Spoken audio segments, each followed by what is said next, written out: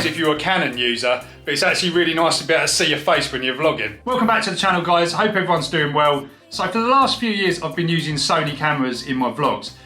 Those of you that follow the channel know that I'm a massive Sony fan. I started out on Canon, started out on the usual kind of vlogging cameras like the G5X and the G7X Mark II, those cameras, and then kind of, you know, migrated across to the Sony higher end cameras. And the reason I like the Sony cameras, in particularly the A6500, which I love, it's been my sort of workhorse camera for the last 3 years, is mainly the image quality, the audio quality, the build quality, the fact that it's actually quite a compact camera because it's mirrorless, and also the incredible autofocus.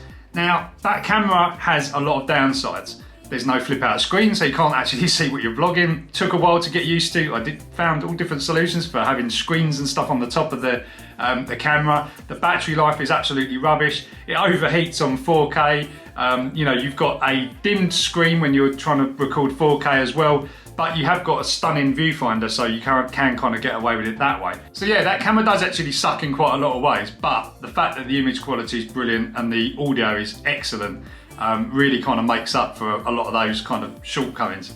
And I always get comments about how good, you know, the quality of it is. So for the first time in 3 years, I'm using a different camera. Can you tell the difference?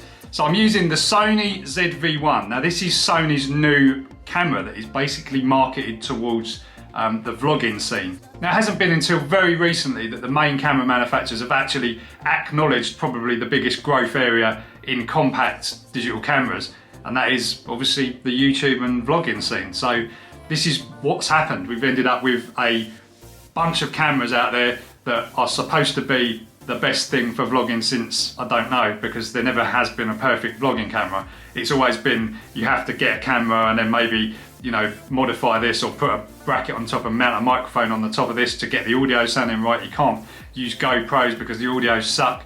Like there's so many kind of problems that you have to kind of get around, and you find this out when you start using these cameras on a daily basis or a weekly basis to make your YouTube videos. Let's flick back to the A6500 and take a look at the new Sony ZV-1.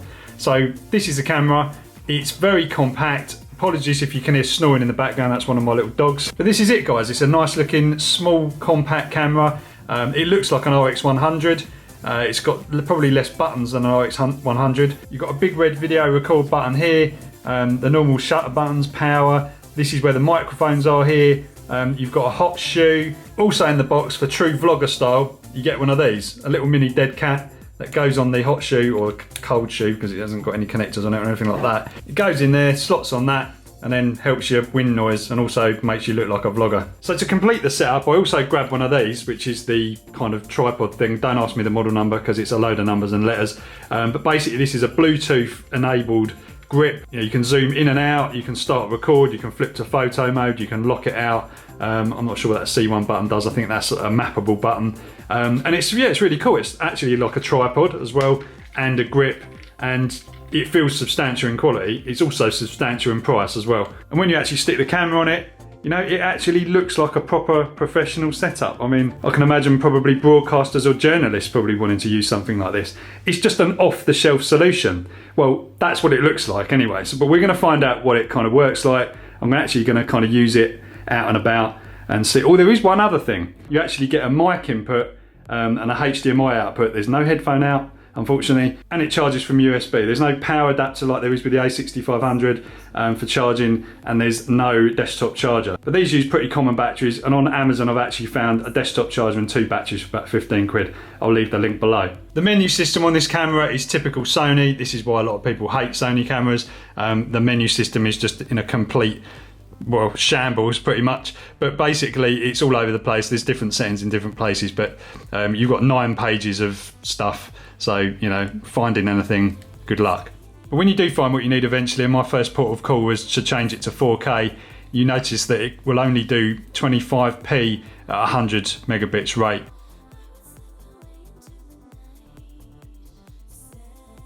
But what I'm liking so far is actually how easy this camera is to use. I've literally taken it out of the box. Yes, I've changed it to 4K, gone through the settings and just checked a few things out, but I could have just got this out of the box, put it on charge for an hour or so, and then started using it straight away. I had to pair out the Bluetooth grip with the camera, but that's easy. You just basically put the little battery in the grip, which is one of those little small button cells. Put that in, it turn on Bluetooth on the camera, hold down photo and the up zoom button on the grip, and then the camera just recognises it straight away and you're home and dry. And right now I'm loving the fact there's a big red light on the camera saying I'm recording. There's also a red light on the grip. So something that I've noticed just recording this video so far is this camera is starting to overheat. It's nowhere near as bad as the A6500. I mean, that will probably do 5 minutes before it overheats in a warmish room. But saying that, I am sitting in front of a window, there is beaming sun, I'm feeling a bit hot myself. So I think the ambient temperature of this room is pretty high, added to the fact it's, you know, catching the back of this camera, which is black. So it's probably not helping things. Autofocus seems really impressive as well, as fast, if not faster than the A6500. Exactly what you want for those close-up shots of makeup and God knows what else. And the face tracking looks incredible, like it's pinpointing my eyes like in a split second. The stabilisation seems really good as well. Typical Sony steady shot, really, really nice and smooth. Not over the top, nothing like GoPro's latest rendition. You know, it's not like that at all. So you won't be taking it skiing or anything like that. And I've noticed after about an hour or so of playing with this camera, we're down to about 2 bars battery, which is still better than the other cameras. I mean, I have to use 3 batteries on my A6500 to probably get 1 video done. Right, it's back on charge then. You can see there's a little orange light there.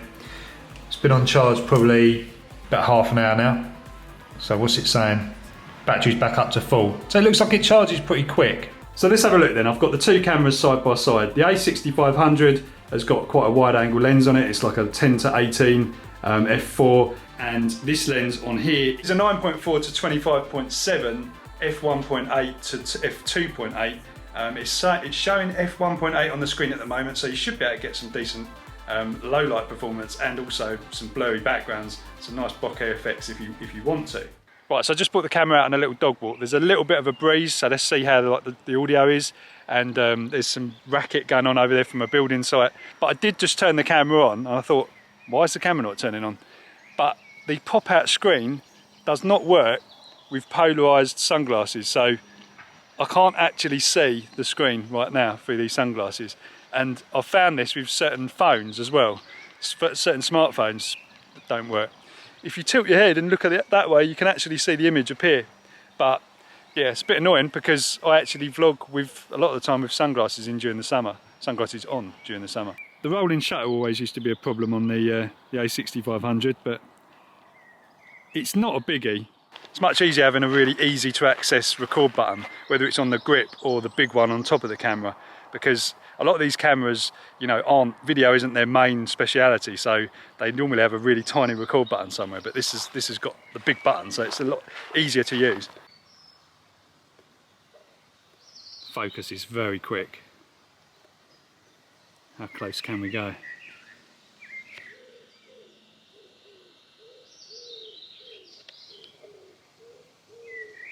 It's very nice. Zoom's not bad.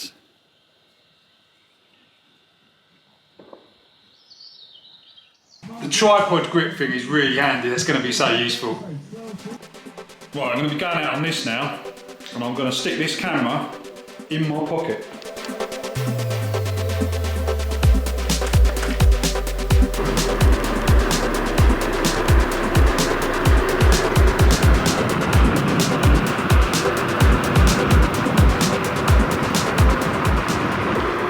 Right, I've arrived at the park. I'm just going to get in on this thing, so I'll take my helmet off and I'll wheel this in the park, no problem. The guy on that Ducati just came past and was like, what the hell's that? I've been coming to this coffee stand for, I don't know, the last couple of weeks, and he's just told me that it's actually solar powered, so it's quite interesting. Look, we've got one solar panel there, another solar panel there, and he's kind of disguised the bottom of it with pictures and stuff, so you'd never really know. But what was the giveaway was the solar charge controller over there. So the battery's in there. It's a gel. Was it gel? Gel. Yeah, and you got a. Was it a 3,000 watt inverter? 3,000. But they've got another one, 1,000. Another 1,000. It's got a 1,000 watt inverter as well. But what was it not working on the coffee machine? No. Yeah, that's similar to, I've got one like that. I'm looking for one like this. Do you know where to get them? I have a big problem to get one. I think I've got one. I've got a 1500 watt one. You could probably have. I'll be happy to buy if it's this make, this company, because this coming with like a remote control as well. Yeah. And this is my battery. That's the battery. But this is different one. This is 130 HK, but this is leisure battery. Did that 1000 watt one run the coffee machine? Yeah. That's crazy. I had originally I had this. I would have thought the coffee machine would take. No, the coffee machine. This is only run the pump. Ah. But the heat is coming from the gas. It's a gas. Yeah, right. Okay. Yeah. I was thinking it might be electric, and then I was thinking, how are you doing that with electric? Dual fuel. I can run with electric, but I need to have a very strong electric. It's a dual fuel.